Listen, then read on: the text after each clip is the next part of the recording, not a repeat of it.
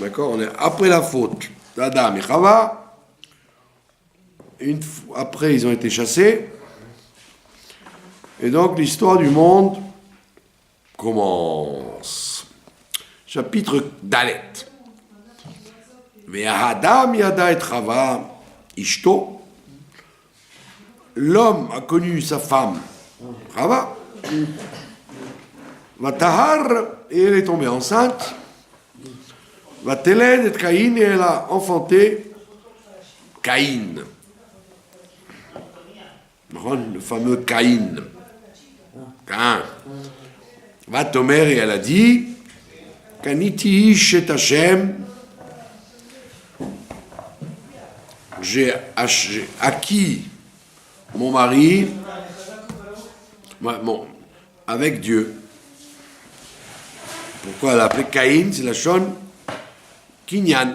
Elle a acheté son mari. Elle l'a eu avec Hachem. Comme chacun sait que pour avoir un enfant, il faut 3 associés, le mari, la femme et le bon Dieu. D'accord?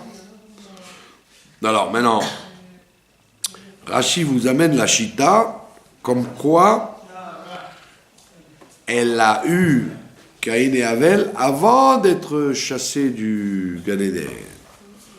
Que cette histoire-là, cet événement-là de Adam, Yada et Chava, ça n'a pas eu lieu après qu'ils ont été chassés. Parce qu'on a l'impression que c'est après. Il dit non. Il te dit, je te rappelle une histoire qu'il y a eu avant, comme le Midrash y ramène, que dans la journée du vendredi où ils ont été créés, après avoir été créés, ils ont eu Caïn et Abel tout de suite. Et à l'époque, comme ce sera au temps de Mashiach, au même moment où la femme était enceinte, quelques minutes après, elle a couché. Ça ne prenait pas le temps que ça prend aujourd'hui. D'accord? Donc il y avait c'est aujourd'hui qu'il y a une anomalie. La normalité, c'est que les femmes tombaient enceintes et accouchaient le même jour. C'est bien. Ça a évité les douleurs de la grossesse et de l'enfantement, etc. Donc Rachid te dit, il prend cette chita-là, qui dit, en vérité, elle a accouché de Caïn et Abel avant d'être chassée du Gan Eden, ce que Rachid te dit.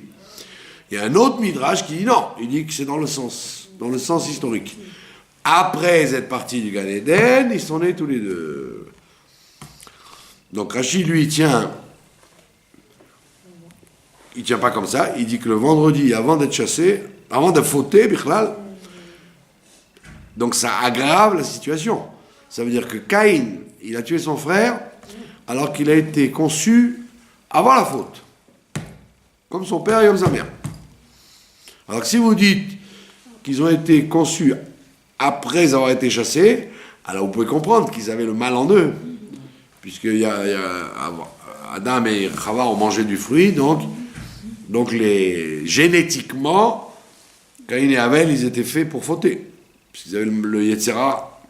Alors que si vous dites qu'ils ont été faits avant la faute, alors ça veut dire que vraiment il a mis du sien pour arriver à haïr son frère à ce point-là. Bon, maintenant le Harizal, il règle la question, il dit, tout simplement, c'est parce que Caïn venait du monde de Tohu. Et le monde de Tohu, c'est le monde d'avant la création, et c'est le monde où il n'y a que des forces. Il n'y a pas de sagesse. Il n'y a pas de stabilité, il n'y a que de l'énergie qui veut se développer. Alors, quand une énergie, elle veut se développer, et on a dit qu'Adam, il était fâché avec sa femme, 130 ans. 130 ans fâché, il faut le faire. Hein. Donc, ils n'ont pas eu de chinour, ces deux-là. Ils se sont élevés comme du chien dent. Ils ont grandi, ils ont vécu tout seuls, ils sont accaparés le monde. Et donc, il n'y avait pas d'éducation pour calmer l'enfant. Comme aujourd'hui, il y a un père, une mère, une école, une société qui calme. Mais Caïn et Abel, ils étaient livrés à eux-mêmes. Ça, c'est le Harizal qui dit ça. Donc il dit, Rachid lui dit, tout a été fait le même jour, 3 heures avant qu'il faute. Dès qu'ils ont été créés, il a compris que, comme on l'a vu, que c'est Chava, son vrai Zivoug, et pas les éléphants ou les lions ou les fourmis. Et donc, il y a eu ce qu'on appelle, ce que la Kabbalah appelle la Nessira.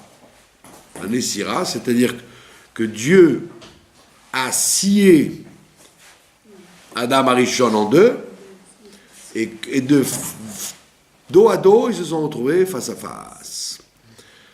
Et la Kabbalah, elle dit, mais c'est pas gênant, ils pouvaient avoir des enfants même dos à dos. Ils étaient faits de telle façon qu'ils pouvaient. C'était pas comme des frères siamois qui sont coincés. Ils étaient dos à dos, mais ils étaient mobiles. Mais peu importe, le but de la manœuvre, c'est pas d'être dos à dos, c'est d'être face à face. Pourquoi on dit ça? Parce qu'en vérité, l'homme et la femme, c'est Dieu et la Knesset Israël. Donc il y a une situation où on est dos à dos. Dieu et nous, on est dos à dos. Ça, c'est la galoute. Quand on est dos à dos, lui, il nous tourne le dos et nous, on lui tourne le dos. Mais la Géoula, c'est quand on est face à face. Panim el panim. D'accord? Donc, Dieu a fait la Nessira. Donc, après la création de l'homme, il a fait la Nessira. Il a pris une scie à bois. Il a coupé en deux Adam et Chava. Et ils se sont retrouvés face à face. Et le Midrash raconte qu'on lui a fait des tresses pour qu'elle soit belle. Et lui, on lui a mis une couronne sur la tête. Et les anges les ont accompagnés avec le nigoun de la Khatouna. Et ils ont fait you, you, you, you, you. Et ils ont fait une choupa. Et ils se sont mariés, entourés de millions d'anges qui les applaudissaient. D'accord? Et le Midrash raconte même qu'ils ont apporté des viandes, des légumes et des tas de trucs, un festin, quoi, un repas de mariage. Et donc, il a mis sa femme enceinte, 1 heure après, Caïn et Abel naissent. Sans sage-femme, sans péridurale, sans hôpital, ils naissent et tout va bien. Et c'est ce que Rachid te dit. Tout ça, c'était avant la faute. D'accord? L'accouchement et la naissance, tout ça dans 1 heure. D'accord? Et quand est-ce qu'ils ont fauté alors? Ben, juste après. Juste après, comme elle n'était pas fatiguée par l'accouchement, ben, elle s'est promenée dans le Gan et c'est là qu'elle a rencontré Monsieur le Serpent. Au lieu de s'occuper de ses 2 nourrissons, qui n'avaient besoin de rien, elle a été se promener et c'est là qu'elle a fauté. Maintenant, c'est d'après l'autre Chita, que Rachid ne cite pas, c'est un autre Midrash, qui dit non, tout ça c'est après qu'ils ont été chassés. Ils ne sont pas nés dans le Gan Eden, ils sont nés en dehors. Oui, c'est logique. Mais Rachid dit non, Rachid dit tout était dans le Gan Eden. Donc quand Dieu leur a dit de faire leur valise samedi soir, ben, ils sont partis tous les 4. Le père, la mère et les 2 fils. Et d'après le Midrash qui dit qu'ils avaient des jumelles. Donc ils étaient 6. D'accord? Donc, pourquoi elle a appelé Caïn? Alors Caïn, Rachid te dit parce que Al-Shem Kaniti, parce que j'ai acquis mon mari grâce à mon fils. Comme on voit que quand il y a un mariage, quoi, en général, c'est pas toujours vrai, mais ça doit être le cas, les enfants,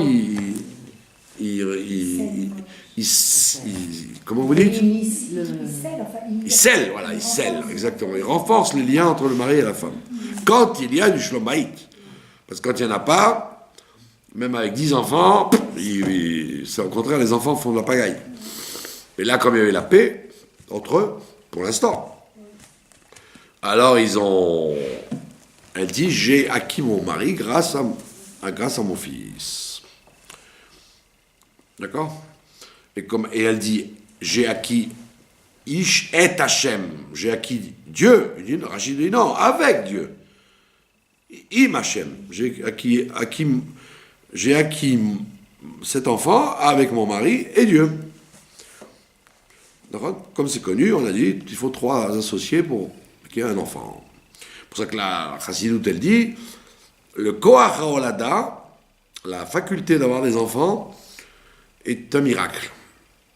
Parce qu'il y a des docteurs vous le disent, il y a des gens, la femme n'a rien, le mari n'a rien, et il n'y a pas d'enfant. Et le contraire, vous avez des gynécos, ils vous donnent la femme, madame, vous n'aurez jamais d'enfant, ou le mari, vous n'aurez jamais d'enfant, et puis ils en ont. Je connais un couple comme ça qui ont, le docteur, un ponte en France, qui leur avait dit, vous n'aurez jamais d'enfant, les analyses sont claires, et ils ont eu des enfants. Et elle est venue narguer le docteur avec les enfants. Comme la sœur de Moshe. Il a dit, madame, je ne vous crois pas. Elle a dit, ben voilà, regardez, ce sont mes enfants. Vous voyez que vous êtes trompés. Donc pourquoi? Parce qu'on dit, le Koach HaOlada n'a rien à voir. C'est la faculté qu'il y a dans la nature, qu'il y aura ou qu'il n'y aura pas des enfants. C'est pour ça qu'il y a les gens qui calculent d'après les noms. Par exemple, quand quelqu'un se marie avec une femme et qu'il n'y a aucune lettre commune dans leur nom, alors on dit il faut mieux qu'ils ne se marient pas, parce qu'ils ne sont pas faits pour l'un pour l'autre. Il faut au moins qu'il y ait une lettre commune. Quand vous prenez le nom de la personne, si elle rencontre une jeune fille, il faut voir s'il y a des lettres communes. Et plus il y a de lettres en même temps, plus le zivoug il est matim. Ouais. Vous ne saviez pas, mais vous croyez que vous savez beaucoup de choses, mais vous savez encore moins que moi. Moi, je ne connais rien. Et vous le connaissez encore moins que rien. Et c'est pour ça que vous êtes 120 ans pour vous parfaire. Donc, on voit bien que le Koach HaOlada n'a rien à voir avec les statistiques ou avec les analyses médicales. Il y avait un monsieur, il n'était pas très stable, il avait divorcé, il voulait se remarier, bon, ok. Et alors il a eu 2 shidduchim en même temps, une fille qui avait 40 ans et une fille qui en avait 43. Alors il dit non, je veux pas celle de 40, je veux pas celle de 43, je veux avoir des enfants, elle est trop vieille, 43 c'est trop vieux, je veux 40. Alors les gens lui ont dit, mais tu sais, le Koach HaOlada, non, je veux la jeune. Il s'est marié avec la jeune, il n'a jamais eu d'enfant. Et là, de 43, elle en a eu 7 ou 8. Je les connais, c'est pour que je vous en parle, je les connais. C'est des gens que je connais bien. Alors lui, donc il a eu des enfants avec la première femme, mais celle-là, il n'en a jamais eu, alors qu'elle était plus jeune que l'autre. Donc ça veut dire que le Koach HaOlada n'a rien à voir avec les analyses qu'on peut faire médicales. Donc c'est ce qu'elle dit. Chava, elle dit, j'ai eu mon fils avec mon mari et avec Dieu. D'accord? Et après, qu'est-ce qu'il y a écrit? Va Tosef la Ledet, elle a enfanté encore, donc c'était dans la même heure. Et arrive son frère, et Avel, le fameux Avel. D'accord? Caïn et Avel. Donc ils étaient jumeaux, ils sont nés l'un après l'autre, et ils étaient jumeaux. Vaïei Evel, et la Torah te dit, Evel, il était Roaet Son, il était berger. Ils se sont, on dit que Evel, il a entendu de son père que Dieu a maudit la terre. Donc il a dit, moi je ne veux pas m'occuper de la terre. Donc il s'est occupé de l'élevage. Il n'a pas voulu avoir affaire à la terre parce qu'elle était maudite. Donc il s'est occupé des animaux. Il était berger. Caïn, Et par contre, Caïn, lui, Aya Oved Adama, lui, il travaillait la terre. Lui, il n'était pas très inquiet de la malédiction de la terre, donc il a pris la terre. Et le Midrash raconte qu'effectivement, c'était ça la querelle, elle a eu lieu à cause de ça. Parce que Caïn a dit, oh là, oh, mais tes animaux, ils mangent de moi, la terre m'appartient. Donc, tes animaux, ils sont à moi, puisqu'ils mangent de la terre qui est à moi. Ils n'ont pas pu s'arranger, et donc, Caïn a tué Abel. Donc, d'après le Midrash, c'est une raison économique. Un autre Midrash dit, Abel, il avait 2 jumelles, alors Caïn n'avait qu'une. Et il a dit, pourquoi tu as une femme en plus? Parce qu'à l'époque, c'était en même temps leur femme.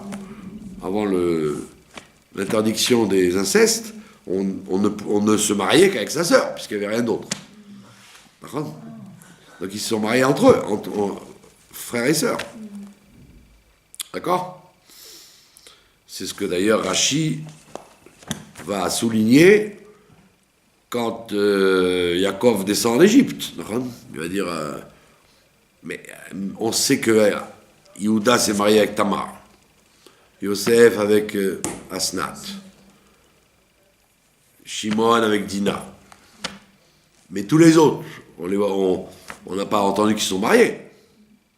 Alors Rashi amène une chita du Rabbi Nehemia qui dit, ils ont eu une jumelle chacun et ils se sont mariés avec des jumelles. Pour éviter d'épouser des Cananéennes, puisque les Cananéennes ne plaisaient pas à Yitzhak et Yaakov, donc ils ont dit, on ne va pas énerver notre père en épousant des Cananéennes, on va se marier avec notre jumelle. Donc on n'en parle pas dans les 70 qui sont descendus, mais ça veut dire qu'ils sont descendus avec leur femme. Donc on voit bien que jusqu'à très tard, on pouvait se marier en famille. On pouvait faire un inceste avec sa sœur. Pas avec sa mère, mais avec sa sœur. Et donc, d'après cette chita-là, c'est pas une raison économique qui a fait le crime, c'est une raison de la libido, crime passionnel. Il avait une femme en plus, donc il a tué pour son frère pour une femme. Donc la Torah, elle vous résume la psychologie humaine. Pourquoi on tue? Soit pour de l'argent, soit pour une femme. C'est pas compliqué. Je comprends pas comment il avait une femme en plus. Il avait 2 sœurs, l'autre n'en avait qu'une. Donc il a dit, pourquoi moi j'ai qu'une femme? Toi tu en as 2. Moi je veux la tienne, pourquoi tu la gardes pour toi? Donc il a tué son frère à cause de ça, d'après ce Midrash. Crime passionnel, ce qu'on appelle. Dans les boîtes de nuit, quand ils s'entretuent, les voyous et ou même pas les voyous, même les gens de haute classe, c'est à cause d'une femme. Alors, ils sont les 5. Pardon? Ils sont les 5 en même temps. Voilà, c'est ça. 2, Caïn et sa sœur, et juste après, Abel et ses 2 sœurs. Elle avait des quintuplés dans le ventre, ça veut dire. D'accord? Et pourquoi on n'en parle pas de ces jumelles?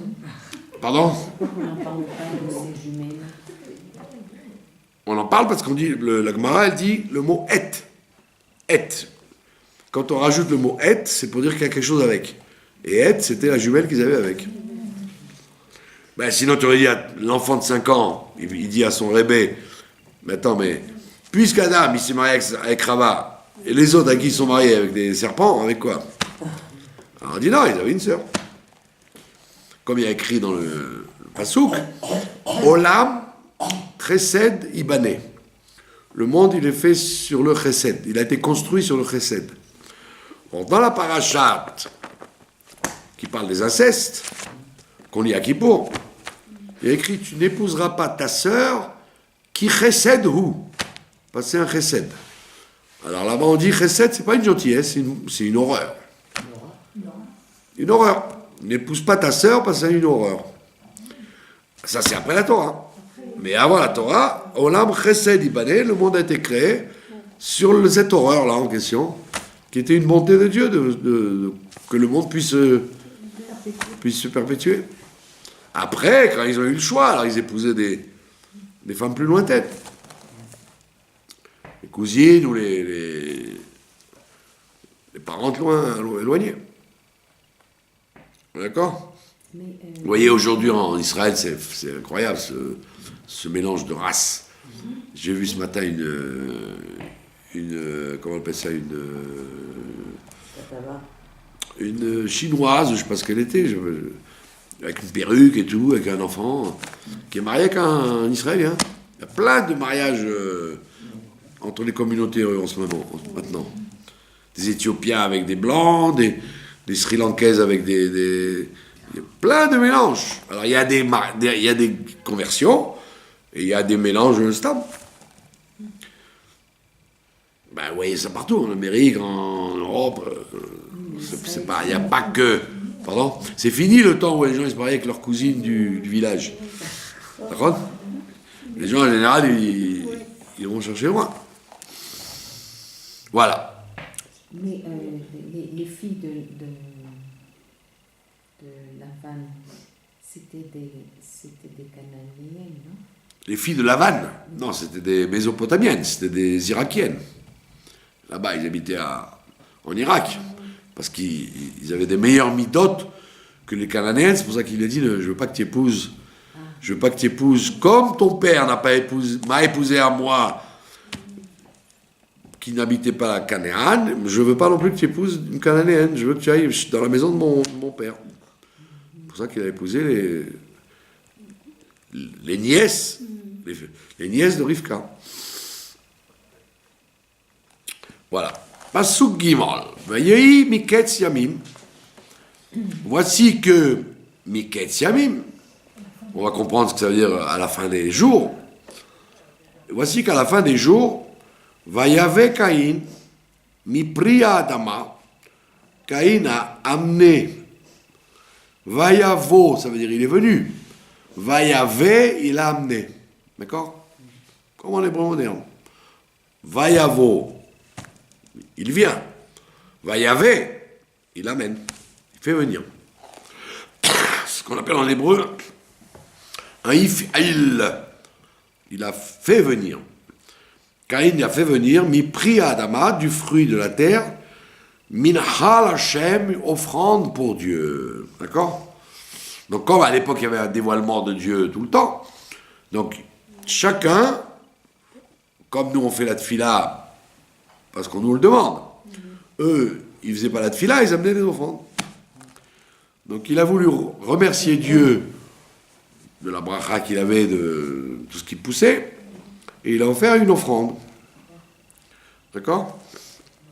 Rachid te dit, il a amené des fruits de la terre. C'est quoi dire des fruits de la terre? Du plus mauvais qu'il y avait. Il a amené la mauvaise qualité qu'il y avait. Il n'a pas amené le meilleur. Il dit, bon, allez, puisque Dieu veut une offrande, je vais lui donner ce qui me reste, quoi. Mina garoua, du mauvais, il a amené. Vous voyez, Shagada, il y a une midrash qui dit qu'il a amené du lin, Zera Pishtan. D'accord? Il a dit, son frère étant berger, il va amener de la laine. Moi qui suis agriculteur, je vais amener du lin. D'où l'interdiction. Comme Caïn et Abel, ça termine en meurtre.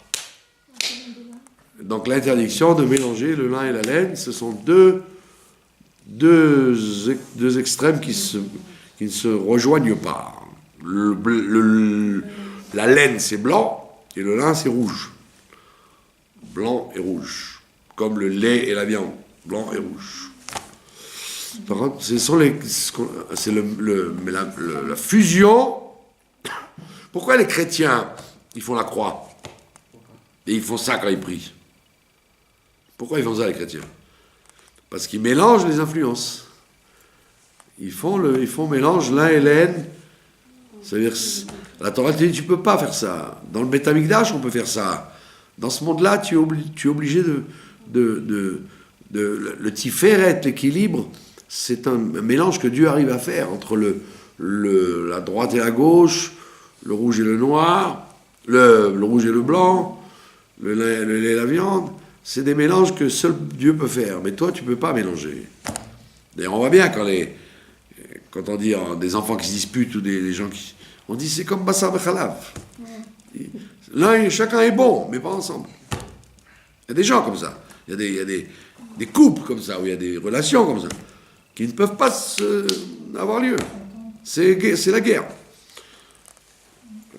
Dans une famille, vous avez des fois entre un frère et une sœur, ils n'arrêtent pas de se bagarrer. D'accord?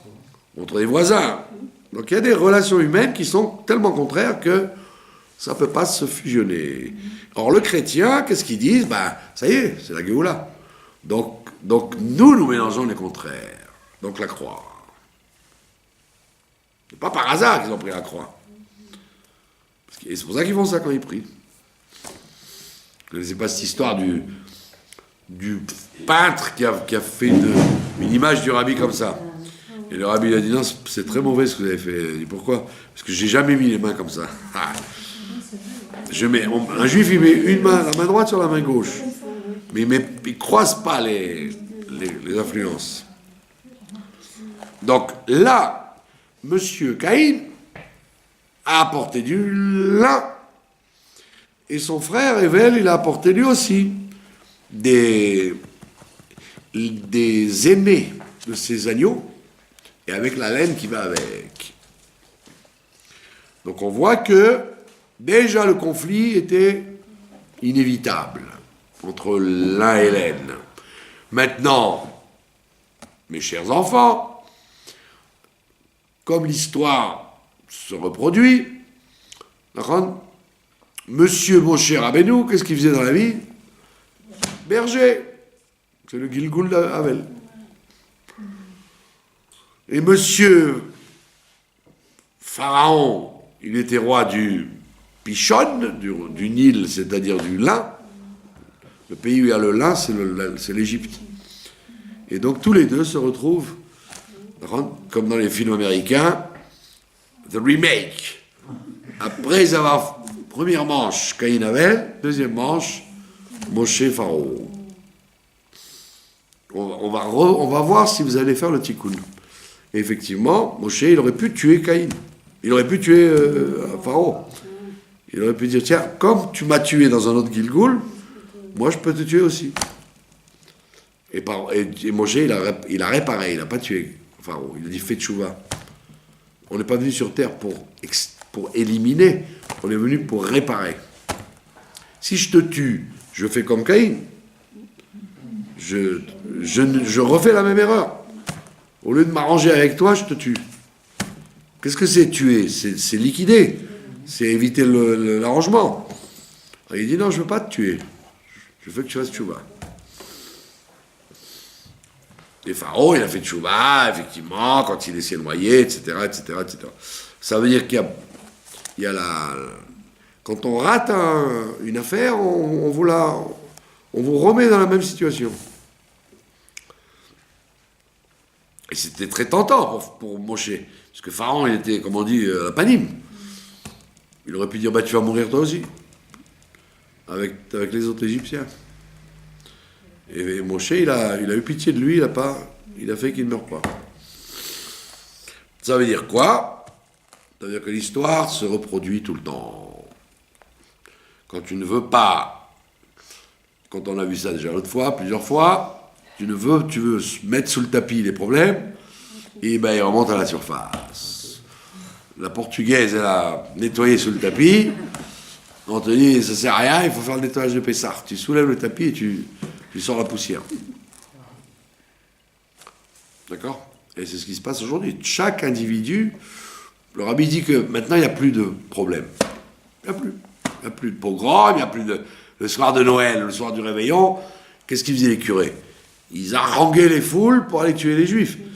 Rappelez-vous que ce soir, nous fêtons la naissance de Jésus, mais vous oubliez qu'ils l'ont tué. Et ceux qui l'ont tué, ils sont là. Et ils descendaient, ils déferlaient, ils tuaient des juifs. Là, Baruch Hashem, on ne souffre pas de tout ça, la France c'est fini. Au contraire, les Juifs font des réveillons, vas-y que je t'achète tes bûches, vas-y que je te fête la... vas-y, je te fais les restaurants, les soirées, etc. Donc, les Bnei Israël ne souffrent plus de rien. Donc quel est notre rôle? Étudier la Torah tranquillement, faire la tfila tranquillement, faire des mitzvot tranquillement, et régler les problèmes de nos ancêtres, de toutes les générations qui sont au-dessus de nous, qu'on a balayé sous le tapis. Parce que les gens n'avaient rien d'autre à faire que de subsister. Que faisaient nos grands-mères? Il fallait subsister, faire à manger, vivre. Il n'y avait pas le temps de vivre, il fallait rien que payer les factures, ne pas être attaqué par l'égoïsme, etc. Il fallait subsister. Les gens n'avaient pas le temps de se parler. Il n'y avait pas de rapport humain. Le seul rapport humain qu'il y avait entre les hommes et les femmes et entre les... C'était... il faut faire du café, il faut acheter à manger, il faut payer les factures, il faut empêcher que nos enfants meurent en bas âge. Il faut pas être malade, il faut payer le paritz. D'accord, qui nous loue la ferme. Les gens vivaient comme ça. Demandez à vos grands-parents. Les gens, ils vivaient comme ça, ils n'avaient que ça à faire. Ils s'occupaient que de faire à manger. D'accord, ils se réveillaient le matin, ils s'endormaient le soir. Toute la journée, elle passait à s'occuper du monde. Mais jamais ils s'occupaient d'eux-mêmes. Il n'y avait pas de relation psychologique entre les gens. Puis Tom, le monde est libre. Ça y est. Donc qu'est-ce qu'on est venu faire maintenant? Ça. Régler les problèmes psychologiques de nos ancêtres. Ne pas tirer les vieilles casseroles avec nous, faire le nettoyage de Pessah sans arrêt, entre les êtres humains. Et c'est un problème, c'est un facteur compliqué. Les relations humaines sont l'essentiel de notre travail. Le coaching et compagnie, quoi. Bon, revenons à notre histoire. Ve'evel evi gamhu. Evel lui aussi il a amené mi bechorot tsono, du meilleur de son bétail, ou mechel beyen et des graisses, et les graisses du bétail. À ce moment-là, qu'est-ce qu'il y a écrit? Vaïcha Hashem el evel ve'el minchato. Alors Dieu a accepté, il a tendu l'oreille, Vaïcha, il s'est préoccupé de Evel et de sa mincha. Il a dit à Evel, bravo, toi au moins tu t'es pas moqué de moi, tu m'as amené le meilleur. Tu m'as pas amené la 5e roue de la charrette. Bon, évidemment, on te dit que ça veut dire que dans la vie, c'est comme ça.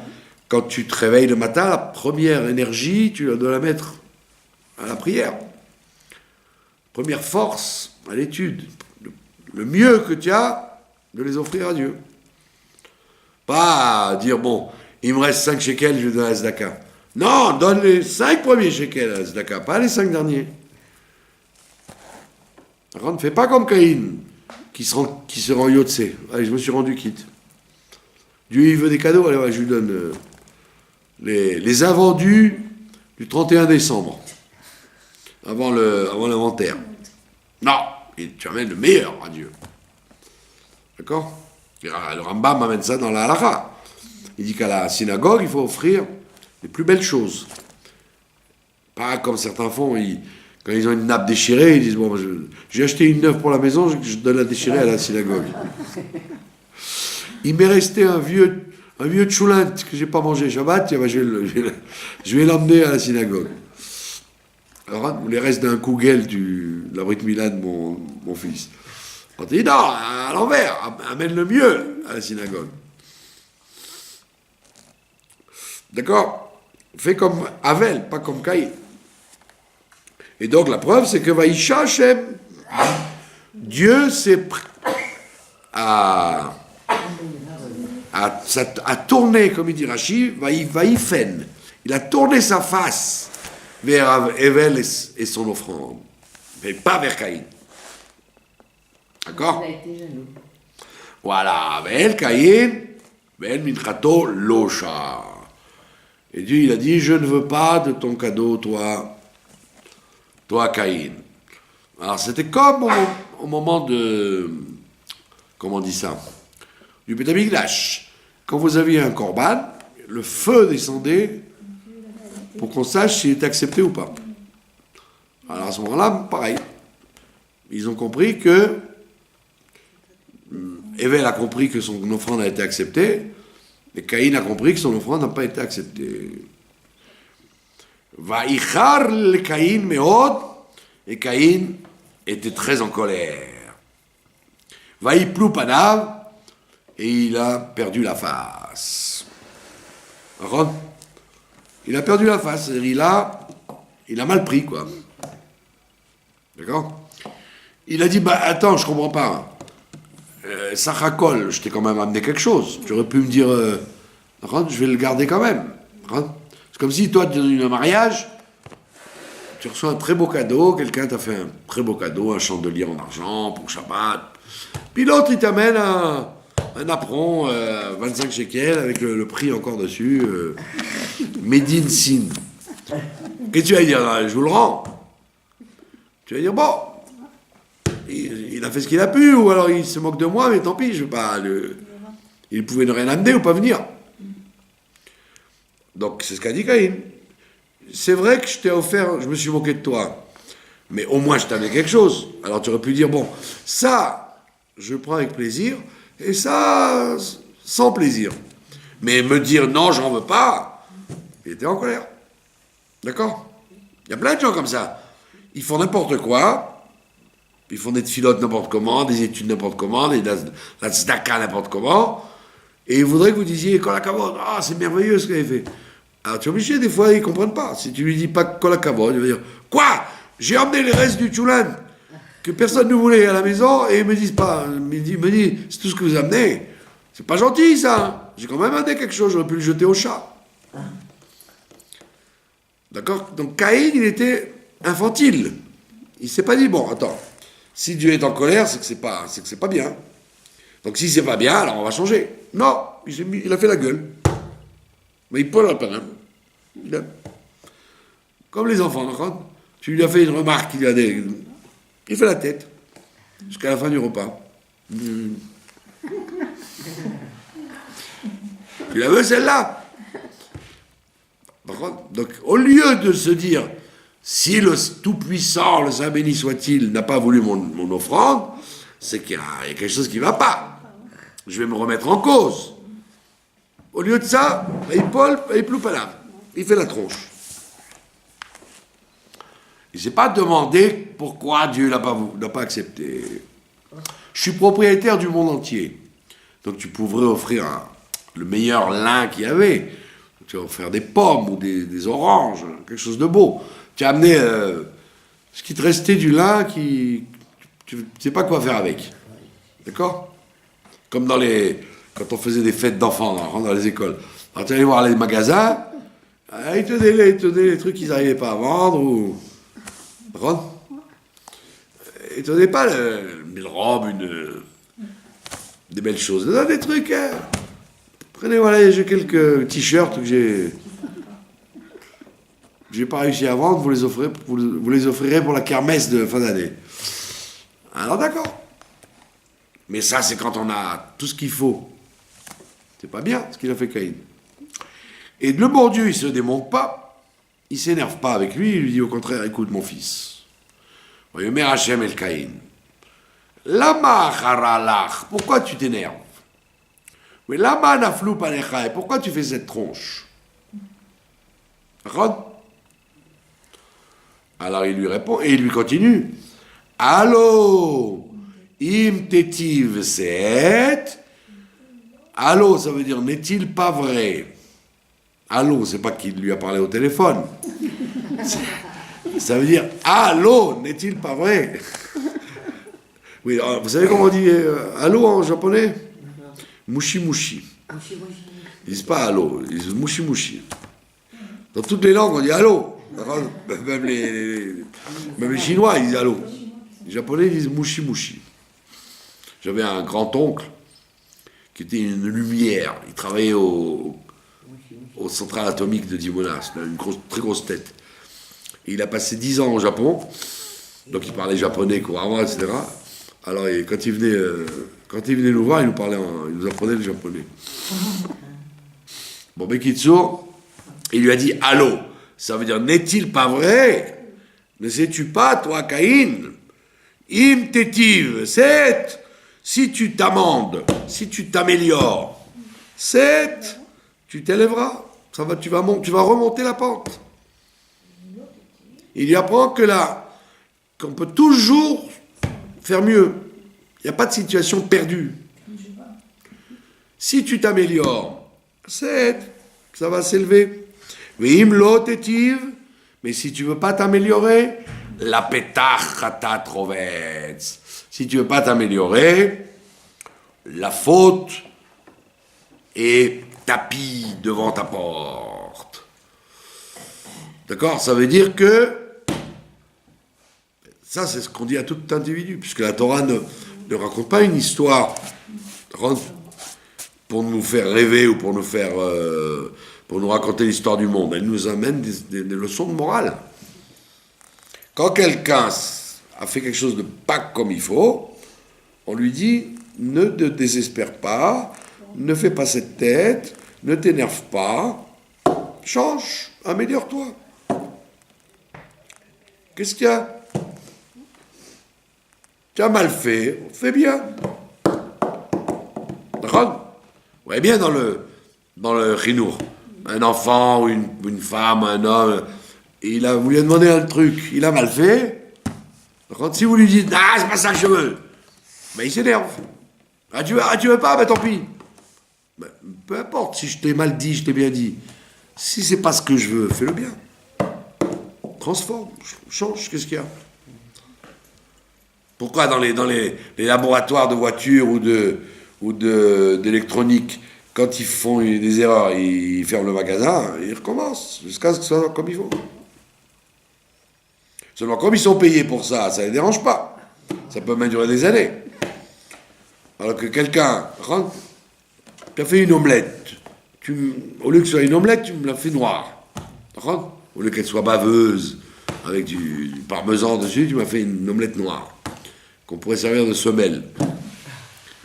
Alors, si tu dis à la jeune fille, c'est ça cette omelette, allez, garde-la, j'en veux pas, jette-la. Elle est vexée. Alors qu'elle aurait dit, bon, c'est vrai, si c'est pas une omelette, alors je vais recommencer. Je vais essayer de me refaire. C'est ce qu'il lui dit. Tu sais très bien que si tu t'améliores, tu vas t'élever. Veim lo tetiv. Si tu veux pas t'améliorer, sache que la faute est à ta porte. Ça veut dire que du fait que tu fuis la situation au lieu de la réparer, tu vas provoquer la faute. Premier enseignement après la faute de Adam Arishon. Le principe de s'améliorer. Tu n'es pas obligé de réussir d'un seul coup. On n'a jamais vu un champion de tennis qui arrive sur le terrain et qui n'a jamais vu une raquette et qui joue. Mais non, il travaille, il rate, et il recommence, il rate, et il recommence, et il rate, et il recommence, jusqu'à ce qu'il arrive. Et toute la vie, elle est comme ça. Pas comme il dit Cyrano de Bergerac, pour des coups d'essai, ce fut un coup de maître. Et non, en général, un coup d'essai, c'est pas un coup de maître. Un coup d'essai, c'est mal fait. Dans tous les domaines, c'est comme ça. On n'a jamais vu un pianiste qui se met au piano et ça sent tout seul. Il va faire des milliers de fausses notes avant de le faire bien. Et il comprend que c'est comme ça. Alors la même chose, tu as fait Avodat Hashem, tu t'es moqué de moi. Au lieu de t'énerver, dis je vais faire mieux la prochaine fois. Je ferai mieux la prochaine fois. Et il dit attention, Si tu ne penses pas comme ça, la faute est à ta porte. D'accord? Il dit pourquoi? Ve'elecha teshukato. Parce que le désir de la faute, il est proche de toi. Sache que ça vient d'un amour des mauvaises choses que ce que tu as fait. Tu n'aimes pas faire des bonnes choses. Tu aimes te moquer du bon Dieu. Les bonnes choses, tu les gardes pour toi. Les mauvaises, tu me les donnes à moi. Parce que tu es mauvais, en fait. Tu as un plaisir de la faute. Ça te plaît, la faute. Et fais attention. Si la faute te plaît, tu risques de tomber dedans. Ve'ata timsholbo. Et malgré tout, tu vas quand même dominer la faute. Tu vas pas tomber dedans. Comme il dit Rashi, im tirtse titgaber alav. Si tu veux, tu seras plus fort que ton Yetzer Hara. Si tu veux. D'accord?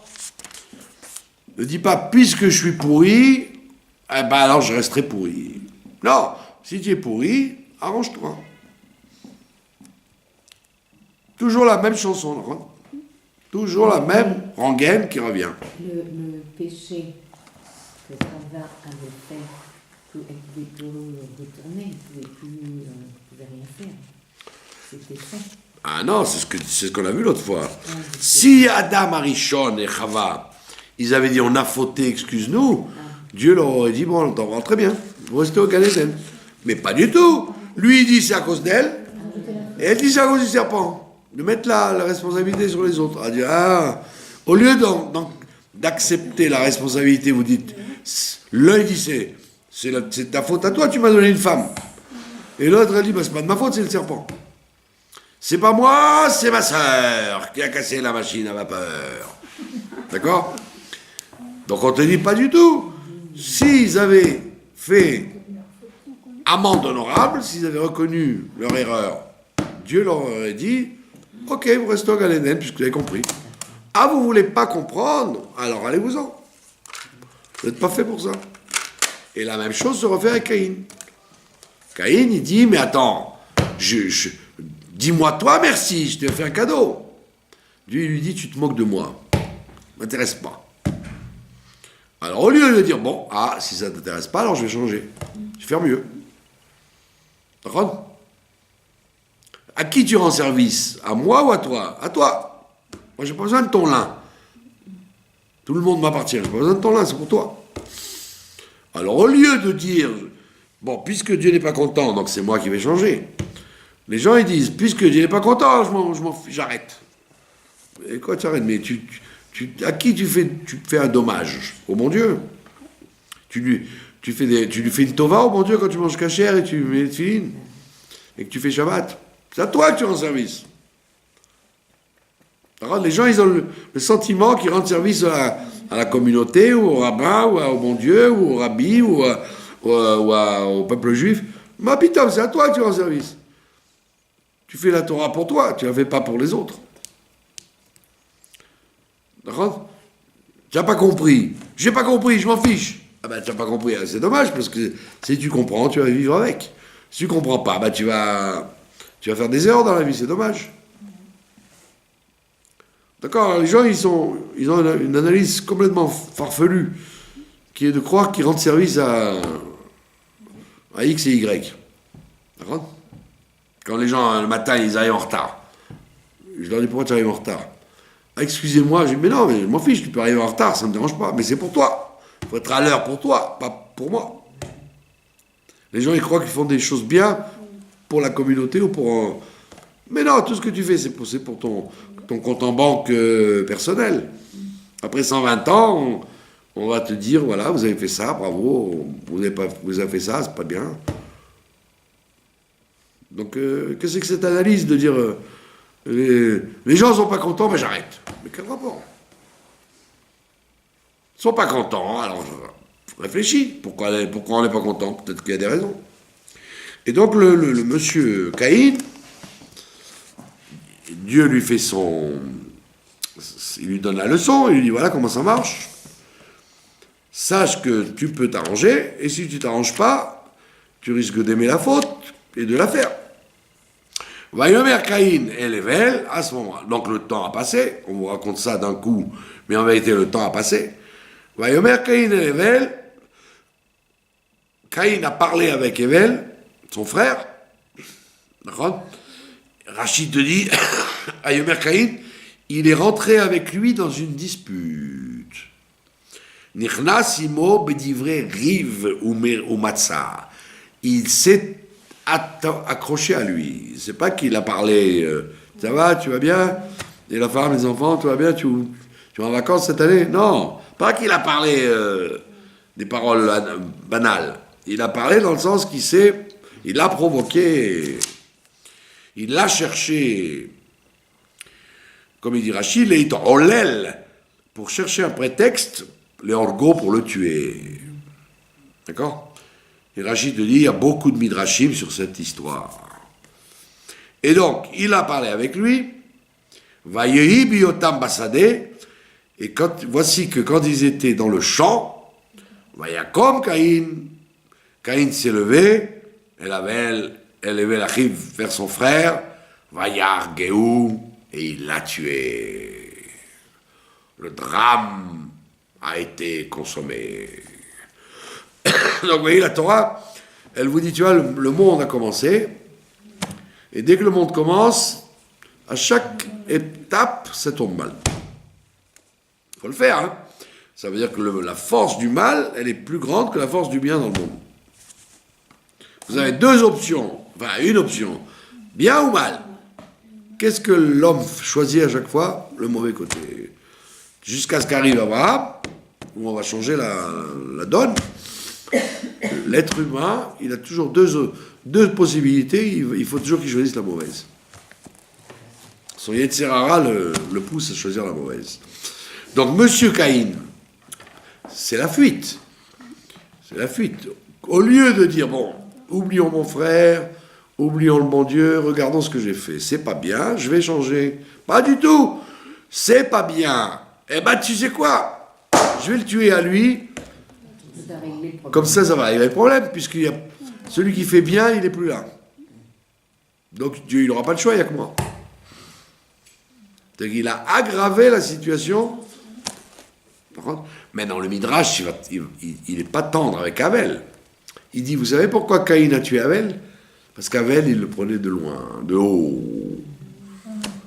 C'était son frère. Donc son frère étant son frère, il aurait dû dire, tu sais, bon, c'est vrai, toi, tu viens de Tohu, moi, je viens de Tikkun. Donc moi, c'est plus facile pour moi, j'ai compris ce qu'il faut faire. Toi, tu n'y arrives pas, tu as un très gros Yetzer Hara. Donc viens, je vais t'aider, viens, on va travailler ensemble. Au lieu de ça, il disait, ton offrande n'a pas été acceptée, la mienne oui, tu vois qu'on n'a rien à voir, toi et moi, on n'est pas du même monde. Il l'a poussé, il a provoqué son frère. Et donc l'autre qui était un nerveux, puisqu'il était du monde de Tau, ben ça n'a pas loupé. Donc si ce n'avait pas été son frère, tu aurais dit, bon ben, tu sais quoi, moi j'habite en Australie, toi tu habites en Norvège, comme ça on ne se rencontre pas. Ils auraient pu s'éviter. C'était son frère. Je ne m'entends pas avec lui. Évitons-le. Non, il le provoquait sans arrêt, en lui rappelant que lui, il n'est pas de la même... qu'il n'a pas... Vous voyez ça dans les familles, des fois. Des enfants qui ont une tendance à tourner mal, et les enfants qui sont des tzadikim, ils ont une possibilité, justement, de dire, bon, allez, viens, on est de la même famille, il faut essayer de s'arranger, toi et moi. Ils poussent la guerre avec le frère. Et il y a les sages qui disent au contraire, puisque moi, je suis du monde de Tikkun, alors je vais l'arranger. Je vais le canaliser. C'est ce qu'a fait Yaakov avec son frère jusqu'à un certain âge. Jusqu'à l'âge de 15 ans. D'accord? Donc pendant 15 ans, on a travaillé sur Esav. Même si ça n'a servi à rien, on a quand même essayé. Mais lui, on voit qu'il n'a pas essayé du tout. Il parle avec lui, et au lieu de le calmer, il l'a énervé. Par son silence, il a nargué son frère. C'est comme ça que le Midrash raconte. Qu'en fait, c'est pas comme on croit. Avel, c'est un innocent, gentil garçon, et qui a été par la brute Caïn. Pas du tout. Caïn, c'est un pauvre type, parce qu'il a plus de sentiments que de sérel. On l'a moto. Il est chaud pour faire n'importe quoi. Il a rien dans le crâne. Rien dans la citrouille. D'accord? Et Abel, lui, qui est justement posé, etc., il aurait pu travailler sur lui. Il n'a pas envie de le faire. C'est très facile, quand quelqu'un est brillant, de se moquer des gens minables. C'est facile. Mais c'est pas le derrière. C'est pas du tout le derrière. Ça vient alors prendre l'idée au des taux, Le Kélim de Tikkun. donc ce serait... Voilà. Au de Toho dans les Kélim de Tikkun, c'était le travail que Avel devait faire sur Caïn. Exactement. Lui dire, on est frères, moi j'ai des meilleures cartes que toi, puisque je suis les lumières de Tikkun, je suis établi, je suis bien stable. Viens, je vais t'aider, je vais te driver, je vais être ton psychologue. Au lieu de ça, il a profité, il a spéculé sur sa supériorité naturelle. C'est pas qu'il a travaillé pour ça. Si tu es meilleur parce que tu es doué, ben, que tu te flattes. Parce que tu es doué. Dieu t'a donné les bonnes cartes. Quelqu'un qui est beau, riche, intelligent, si c'est naturel, il n'a pas besoin de se féliciter. Il ne peut se féliciter que s'il a travaillé, qui était vilain, qui est devenu beau, qui était pauvre, qui est devenu riche, et qui était faible, qui est devenu fort. Mais si naturellement, Dieu l'a doté de la grâce et de la... Il y a des gens comme ça, en yiddish, on dit, ils sont nars. Des gens qui sont nars. Nars, c'est-à-dire, tout ce qu'ils font, ça foire. Quand ils parlent, les gens ne les écoutent pas. Quand ils ouvrent un magasin, les gens ne viennent pas. Tout ce qui... Là où ils mettent les doigts, ça rate. Il y a Ashkoumoun. En yiddish, on dit, ils sont nars. En arabe, on dit l'Ashkoumoun. Les deux arrivent au même résultat. Donc, quand quelqu'un, il est nars, toi, tu dois avoir pitié de lui. Il veut faire une blague, personne ne rit, mais toi, fais un sourire. Fais semblant. Il a fait une tarte, elle est dégoûtante. Oh, regardez ce que j'ai fait. Oh, chemichement. Il a voulu faire le Khazan, il ne s'est pas prié. Il a voulu acheter du lait, il a acheté du lait tourné. Tout ce qu'il fait, ça foire. Ça arrive comme ça. Donc toi, au lieu d'avoir pitié, en disant, allez, c'est pas grave, t'inquiète pas, on va t'aider. Toi, tu te moques parce que toi, tu es doué. Et donc, Abel a joué ce jeu-là très dangereux. Donc, quand il l'a tué, en vérité, il l'a aidé à le tuer. C'est ça, le chidouche. C'est pas qu'il l'a tué comme une victime. Il n'est pas une victime, Abel. Il est coupable aussi. Il est coupable. Hein? Il est coupable de l'avoir provoqué. Donc, ils ne viennent pas dire... C'est pour ça qu'il est revenu en Gilgoul, dans Moshe. Sinon, il ne serait pas revenu en Gilgoul s'il était victime. Ce n'est pas une victime. On va te remettre sur le tapis pour que tu répares ce que tu as fait avant. Vayomer, Hachem, El Caïn, nous terminerons avec ça. Dieu a dit à Caïn, et Evel Achicha, où est-ce qu'il est ton frère, Evel? Comme son père, Dieu lui avait dit la même chose. Ayeka, où es-tu? Donc pour rentrer avec lui en discussion, il lui dit, où est ton frère? Vayomer Loyadati, je ne sais pas. Ashomer Achi Anochi, suis-je le gardien de mon frère? Et ça, c'est le grand épisode philosophique de tous les grands livres modernes, être le gardien de son frère. Quand tu es un autre juif ou un autre homme, tu ne dois pas dire « Suis-je le gardien de mon frère ?» Oui, tu es le gardien de ton frère. Tout ce qui se passe dans le monde, bien ou mal, dépend de toi. Donc ne viens pas dire « Chacun pour soi, je ne suis pas son gardien. » Oui, tu es son gardien. Et donc il a répondu ce qu'il ne fallait pas répondre. « Suis-je le gardien de mon frère ?» Parole très profonde et qui nous met donc, et c'est ça tout le début de la solidarité entre les êtres humains. Que tout ce qui se passe dans le monde, on doit se sentir solidaire dans le bien et dans le mal. Ben oui. Comme on voit la pluie, on demande la pluie parce que nous en Eretz Israël on a besoin de pluie, et on attend que ce soit l'hiver pour demander la pluie. On dit il faut faire attention aux pèlerins qui doivent aller retourner dans leur pays. Donc effectivement, la question de Caïn, c'est une question qu'on pose à chacun. Suis-je le gardien de mon frère? Et oui, tu es le gardien de ton frère. Ne te sauve pas.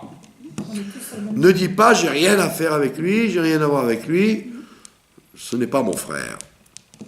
Voilà, c'est d'ailleurs la conséquence du 5 Tevet, du 10 Tevet.